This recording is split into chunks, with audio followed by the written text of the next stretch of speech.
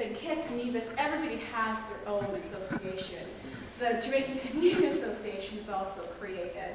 And again, this is the area that my parents settled in, where people are looking for something that's nostalgic, that's familiar, that they feel really comfortable with, which is actually a natural. Caravana is carnival. It's a Caribbean representation of Caribbean carnival in Canada, created in 1967 by Caribbeans to celebrate the Canadian Centennial. And I have it as a specific ethnic organization because it was cultural focused and it was focused on celebrating Caribbean culture. And there is much tension about how cultures performed within Caravana. So what you have during a Caravana parade is every float oftentimes represent different genres of culture or music. So you'll have a Trinidadian float that's playing pan, or another float that's playing reggae. And even within that, there's tensions around how you perform carnival, how you perform culture, and who's louder, who's best, right? Who's more flamboyant. But there's also tension in how the state recognizes Caravana. Caravana brings in millions of dollars every year. Some argue from $3 to $10 million, but the organization does not receive any of that money from the hotels, from the gas stations, from the planes. And every year you have this organization floundering, right? Some of the costumes are $300 and $400 to make, and they're paid for out of people's pockets. Yet there's still a need for Caribbeans in Toronto to have this performance every year to recognize themselves within the Canadian nation state. It's how they celebrate their culture. We also see this, you can go to the next slide, thank you. We also see this with how they create these social service organizations in the 1980s. You have Tropicana Community Association, which social services has counseling, psychology, marriage and family therapy, and they're created across the Greater Toronto area from east to west to north and south. You also have Black Cap, which addresses the epidemic of AIDS within the Caribbean community, specifically in Toronto. Women's Health, which addresses issues of health for women, as well as entrepreneurial address. So you have this recognition that there's this need that needs to be spatially and geographically recognized, and primarily Black women are organizing around that in terms of social and health care. And so they're performing their culture of identity and networking in very different ways, but also in a very diasporic sensibility, because it's Caribbeans creating it, but they're creating it for quote-unquote people of color, not just for themselves, for other people who are also poor and who are also struggling. So everybody can have access to these services, and they're funded by the Canadian government primarily, but also by private donors. You also have political organization. The National Council of Black Women in the 1970s comes out of the Canadian Neighbourhood Women's Association, which, by the way, created Caravana. It was a women's organization that actually did that. You have the Brotherhood Community Center project, which is very political, and all of these are very political because as the population increases, there is the recognition that Caribbeans need to become a little bit more politically active.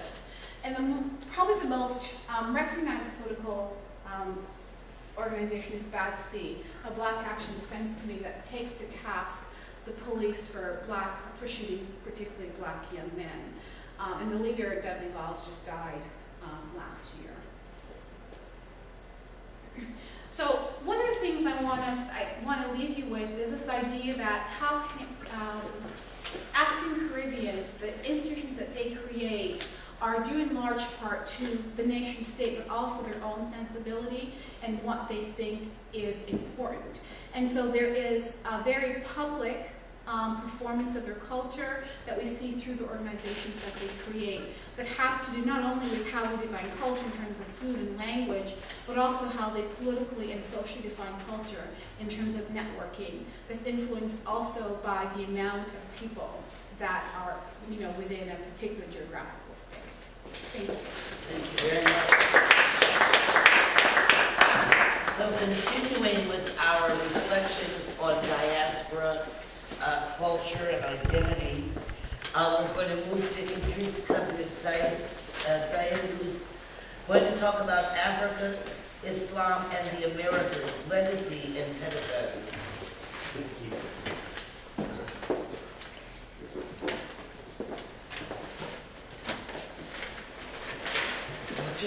contextualize a little bit to see where this research came out of. Part of it came just from some thoughts about the 10-year anniversary of 9/11 and just some musings about those relationships. So it's been about a decade, and a number of polls have recently been done dealing with the relationship between America and the greater Islamic world. And I think it's important to look at some of the particulars of these polls. One that is important is, from an American context, is their perceived knowledge about the beliefs and opinions of Muslims in the world. And in 2009, Gallup showed that there's been an increase to 53% of Americans saying that they have at least moderate or a great deal of knowledge about Islam and the Islamic world, although I'll contend that that's not very accurate. While they believe this, their contentions are, as I said, often skewed, and they believe that Muslims are sympathetic to extremist views. This poll done by the Pew Research Center is really important to me because it does some things to contextualize what we're talking about.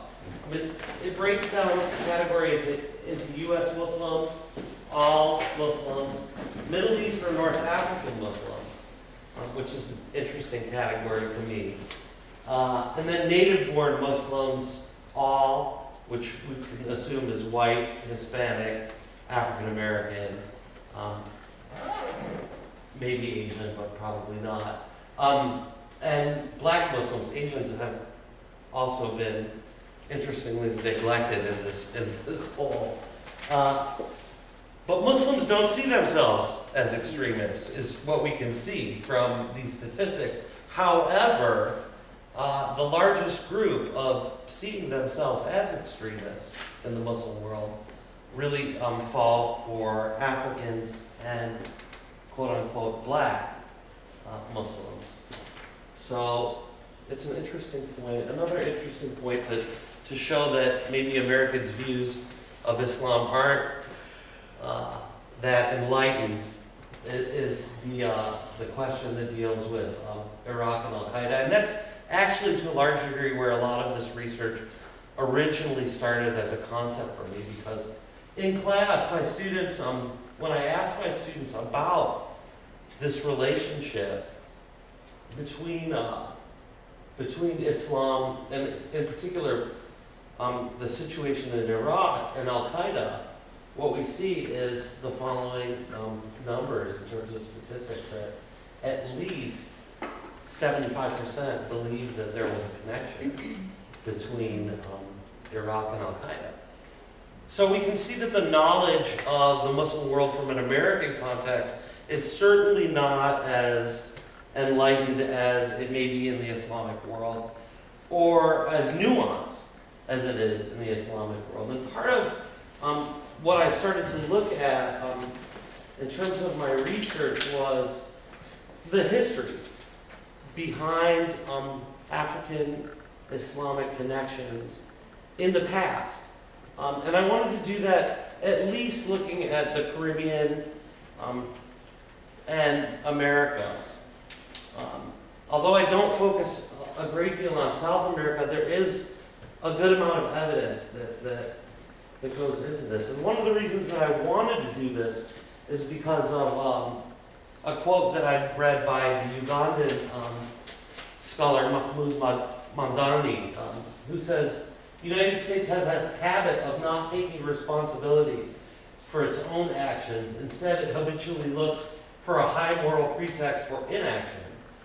I was in the Durban conference at the 2001 World Congress Against Racism when the United States walked out of it. I returned from Durban to New York to hear Condoleezza Rice talk about the need to forget slavery, because she said the pursuit of a civilized life requires that we forget the past. It is true that unless we learn to forget, life will turn into revenge-seeking. Each of us will have nothing to nurse but a catalog of wrongs done to a long line of ancestors. But civilization cannot be built on just forgetting. We must not only learn to forget, we must also not forget to learn. And that to me is a critical piece. We must also memorialize, and in the context of what happened last week, 10 years ago, it's important as well. And particularly monumental crimes. And here's the real critical piece. The United States was built on two monumental crimes. The genocide of Native Americans, which although I don't get into here, I think is really critical. And the second part, which is the bulk of the presentation, is the enslavement of African Americans. The tendency of the United States is to memorialize other people's crimes, but to forget its own, to seek a high moral ground as a pretext to ignore real issues. And I want to get into real issues through this history. As historian Michael Gomez notes, to be sure, Muslim presence in North America antedates the arrival of the English colonists. So what we're talking about is a global relationship before America is America, or the Americas are the Americas. Gomez traces this presence in both northern colonies, such as New York, and southern states, such as South Carolina, Georgia, and Mississippi, but it's also worthy of note and interrelated with the Muslim presence in North America is the presence and the impact of Islam in South America and the Caribbean. And an examination of certain African Muslim narratives in the Western Hemisphere show that there are shared, as Dr. Gooden was saying earlier, social, cultural, political, and economic experiences, as Dr. Mbaye was talking about, in terms of the entrepreneurial spirit, which illustrate and illuminate many of the modern immigrant experiences which Muslims face in America today. So I wanted to take a look at, in particular, three Muslims from the past. And probably my favorite in this is Muhammad Kabasaka, who was born in a place called Buka in the Mandingo country and near the country of the Fulas, the capital of which is Timbo.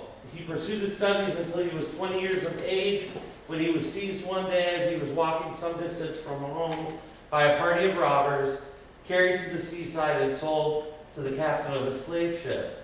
He has been 56 years a slave on one property, which was in Portland in Jamaica, and has always borne an irreproachable character. He's now 76, with all of his faculties in full vigor, and with the activity of a boy. And indeed, he would remain a head slave on his plantation for another 11 years until he passed. And about 20 years ago, this is an important piece, he was converted to Christianity and now says he does not regret his captivity, as it was a means of bringing him to the knowledge of Christ. We'll see that that's a fabrication in many ways.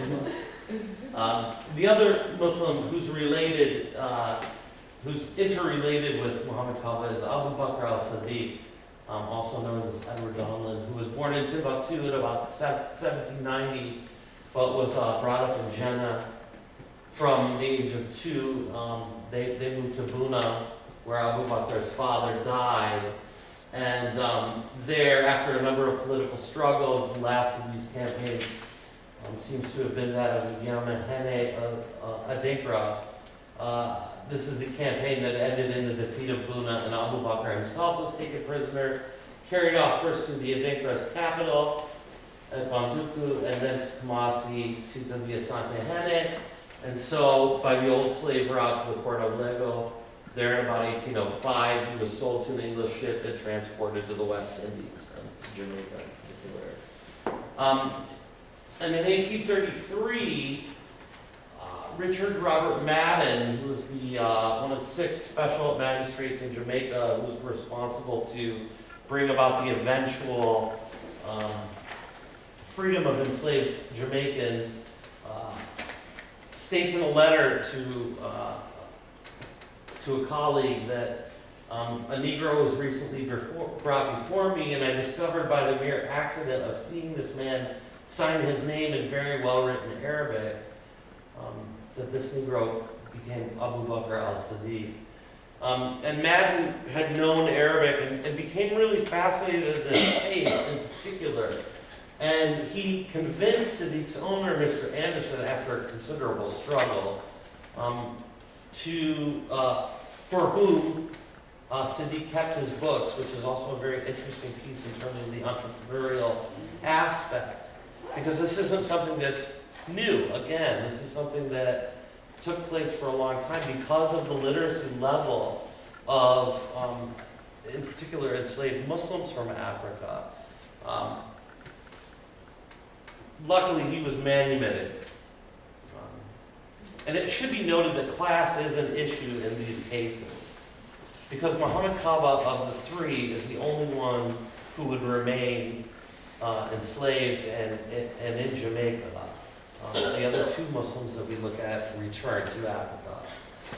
But Madden translates Abu Bakr al-Siddiq's autobiographical narrative, which was written in Arabic. And he also exchanges letters between Muhammad Kaba and Abu Bakr al-Siddiq, which are really interesting pieces. And they're of great import because they represent literate exchanges between African Muslims in the New World. And they also bring out some connections between African correspondence with the New World as well. But the interesting piece of the letters goes back to this idea of Christianity and conversion. The curious part of this case is that Muhammad Kaba, writes a letter in Arabic to Donlan and states to Madden that the purport is to convert Donlan from Mohammedanism to the Christian faith. But what is my surprise in finding the letter of the old man commencing in the name of God, the peace of this prophet Muhammad. So much for the old African's renunciation of Islam. Okay, and actually, the more important writing to me that Kaba had produced had come 12 years earlier.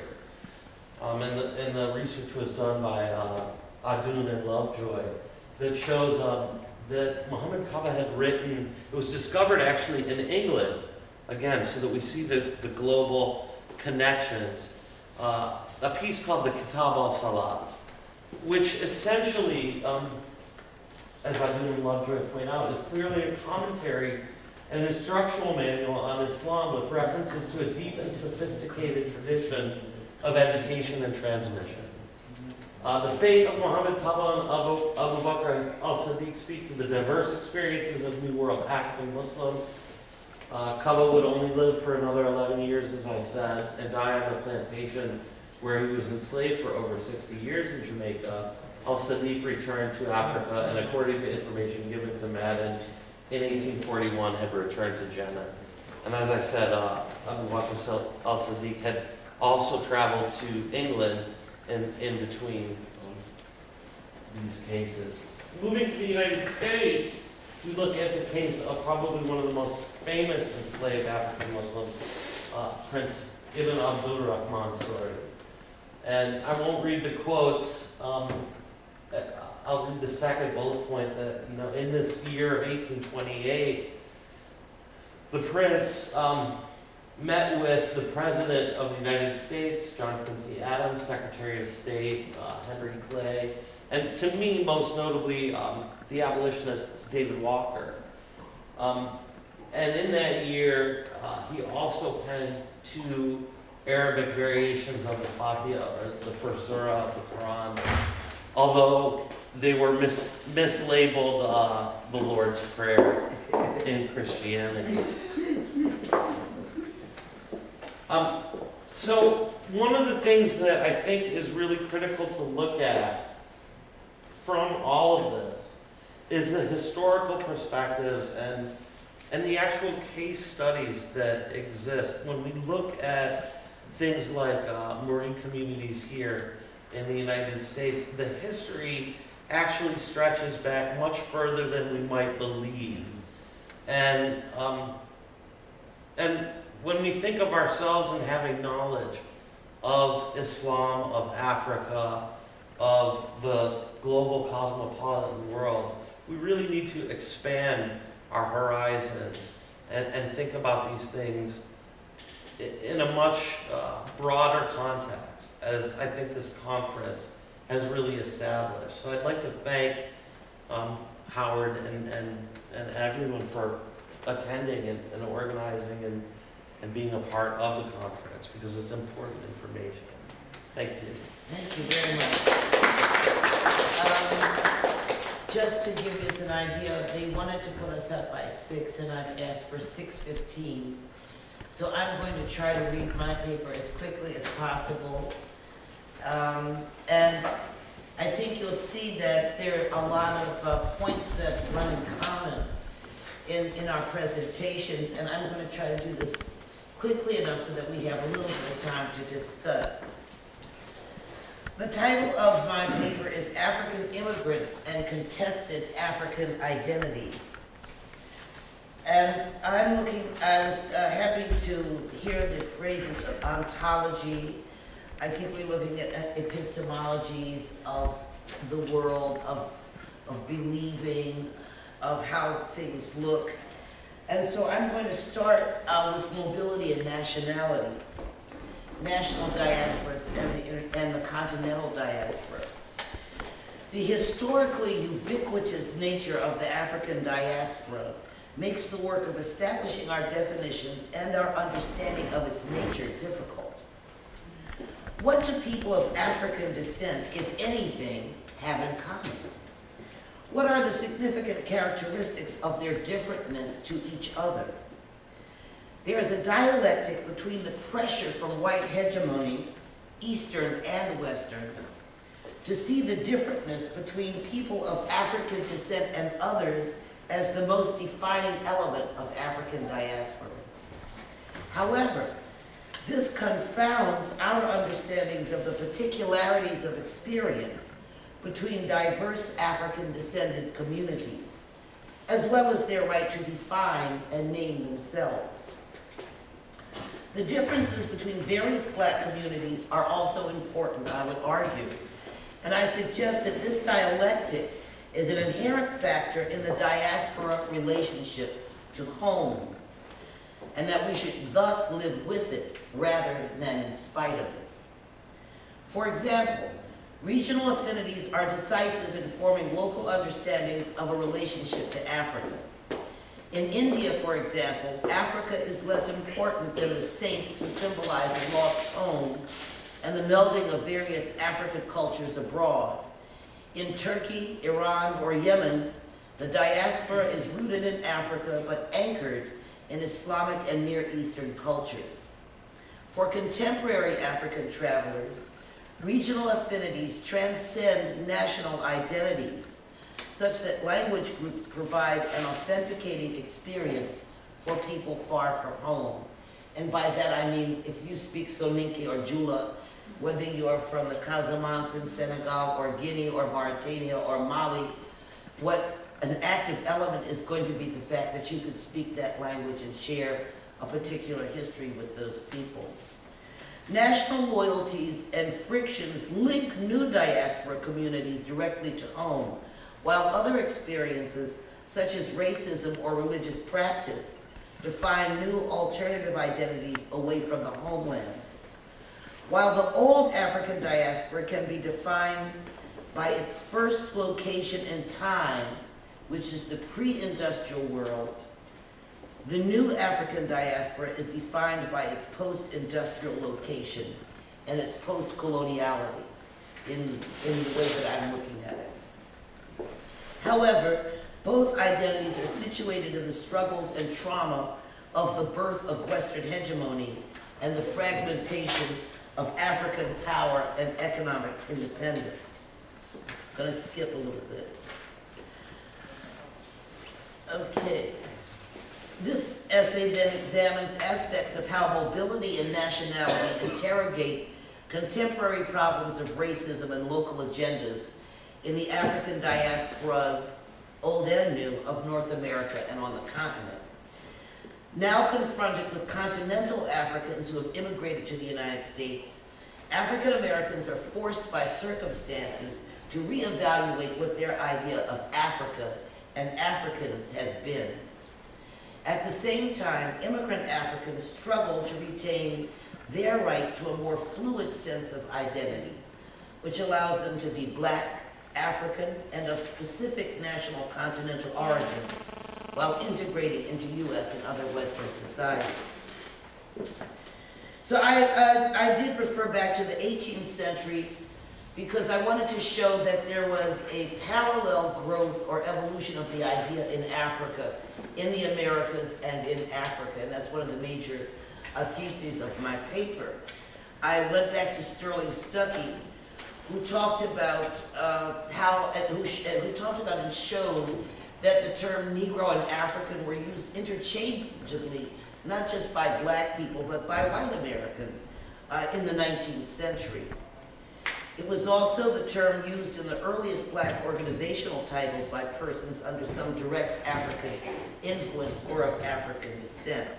I'm not going to spend a lot of time on this because we have these constraints of time. But Stuckey does point out that the presence of first-generation Africans was rather common in the northern United States in the 19th century. The activities of New York's African Marine Fund, founded in 1810, suggest as much. But the problem I want to explore here is not whether African Americans thought of themselves as Africans, because they certainly did, but how this idea of being an African might have been different from the start, from the connotations of that term on the continent and among the peoples in residence in the continent. As Gomez has described, in the Americas, various people from Africa began to think of themselves primarily as Africans when the cultural and historical basis for their particular ethnicities became irrelevant to their daily lives and to their foreseeable futures. That is, they ceased being Igbos, Ibibios, Ijaw, Congo, Angola, Mozambique, Wolofpol, Bambara, as they confronted the everyday problems of survival and as they negotiated a common ground among themselves. I would like to argue that African Americans certainly did not have to go back to Africa or wait until the 20th century to meet African immigrants from the continent to think of themselves as Africans.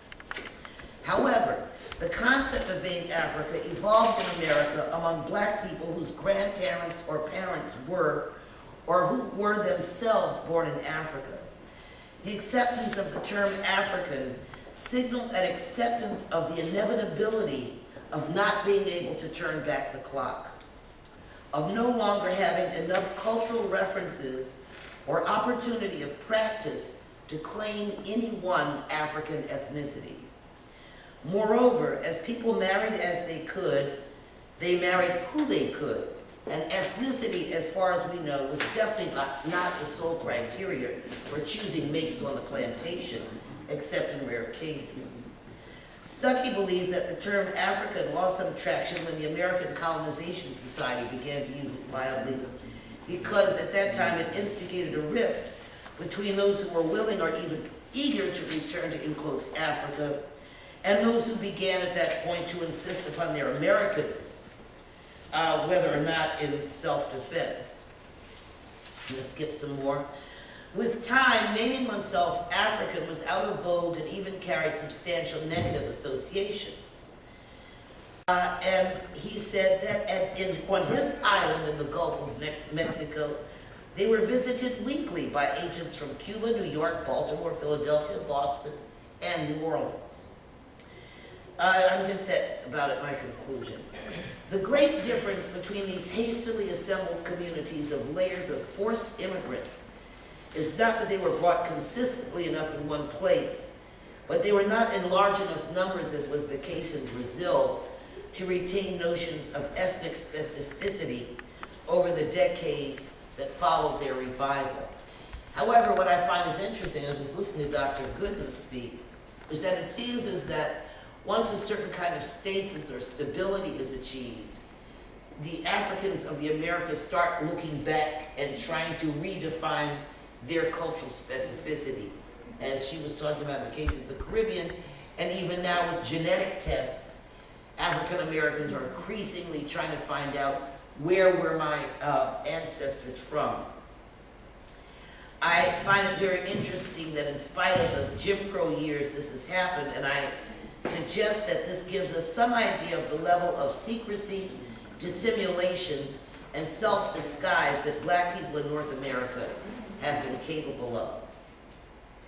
The main point I want to stress is that Africa as a place and African as a cultural tag evolved on its own in the United States and in fact most of the Americas.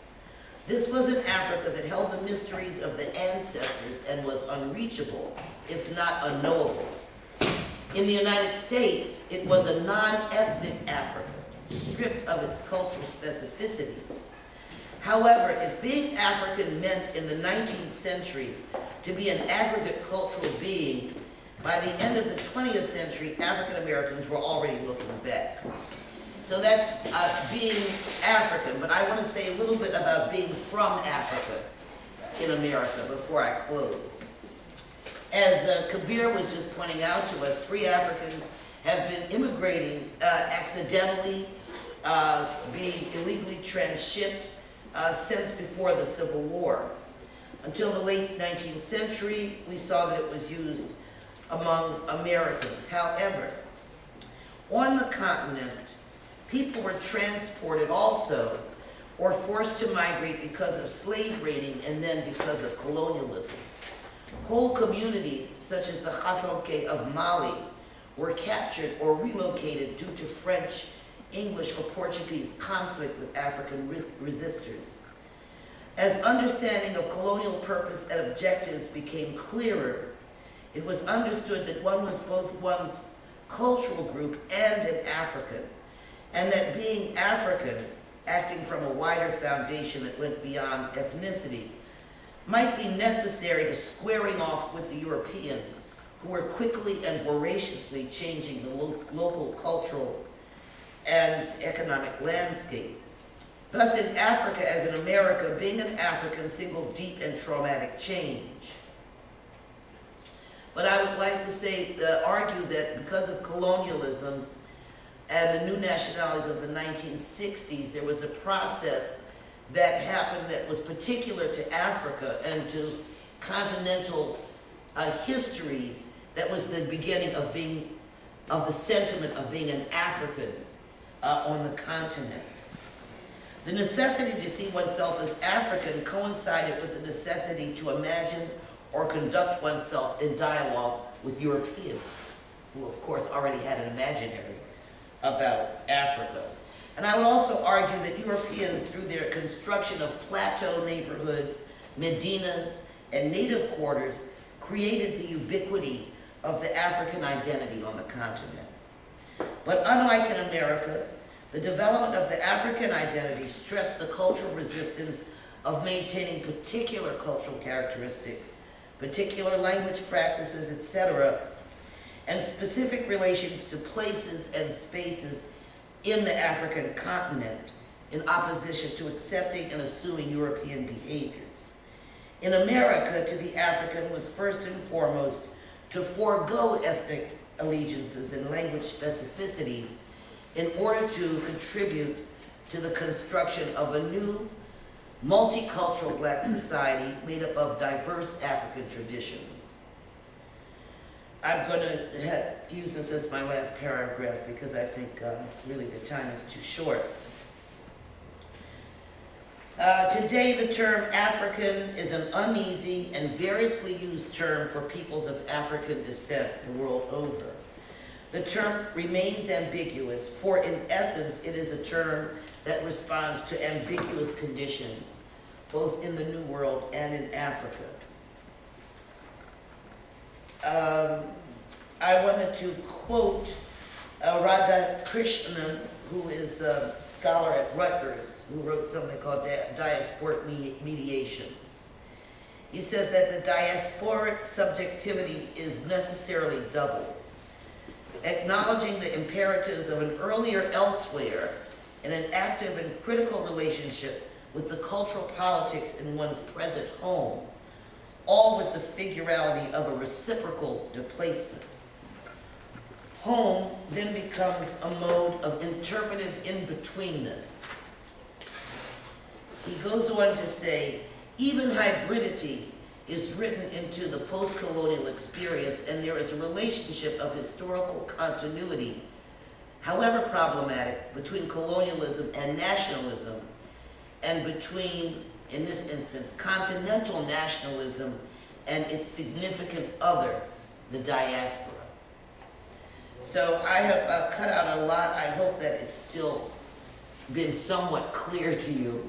The main arguments being that there are two equally valid narratives about what Africa is that developed in parallel.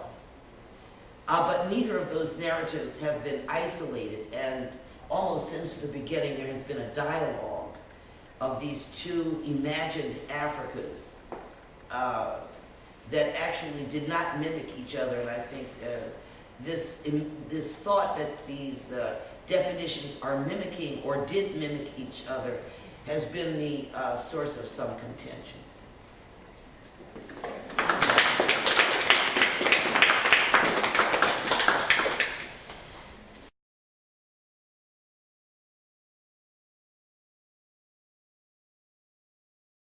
Language than they are about race and gender. And so because she's French speaking, her rise to fame, so to speak, was because of her ability to communicate in French. Quebec does not, and my colleague here actually does some work on Francophone Canadians, does not actually have, there's not a place to have a conversation about race in Quebec. She is from an upper class, her rise community, and she has really acculturated herself well, I think, in terms of being a model Canadian citizen, right? Which is how one actually gets, a prominent position in Canada. That being said, there is a recognition on her part of what the African diaspora is, what it represents, and in fact, right now in Canada West, there is a new push to recognize her and her work. She no longer holds the post.